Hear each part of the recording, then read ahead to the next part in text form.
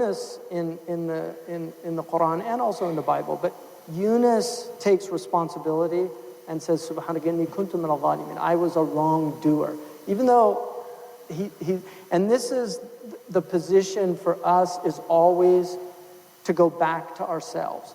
The reason that Adam was given the caliphate and Iblis was not is because Iblis blames God. The devil blames God and says, you led me astray, you did this to me. And Adam says, I made a mistake.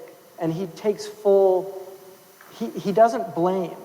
And so that's a very powerful motif in our tradition, is the idea of always looking at the self. I mean, one of the things that Dr. King said in the letter from the Birmingham jail is that if you want to stand up to the tyrant, make sure you look into yourself and see, do you have any of those qualities?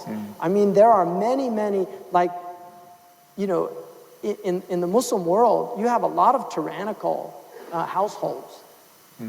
And so if you have a tyrant over you, you have to ask yourself the question, you know, is this a reflection?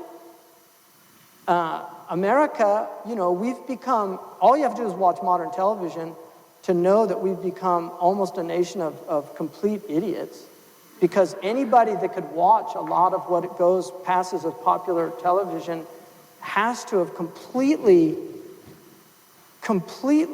surrendered their intelligence. And I remember I was with my father, who is one of the most erudite people that I've ever met. And I took my boys to see, we were at SeaWorld. And I had been taken as a youngster by my grandmother. And I remembered it was much more nature-based. And this one was all really stupid sitcom type things with these incredibly dignified animals. And it always bothers me when people put stupid dresses on animals and things like that, because animals are so dignified. And to degrade them like we degrade ourselves is just so unjust. But it really troubled me, and I turned to my father and I said, what is this? He said, this is 60 years of television.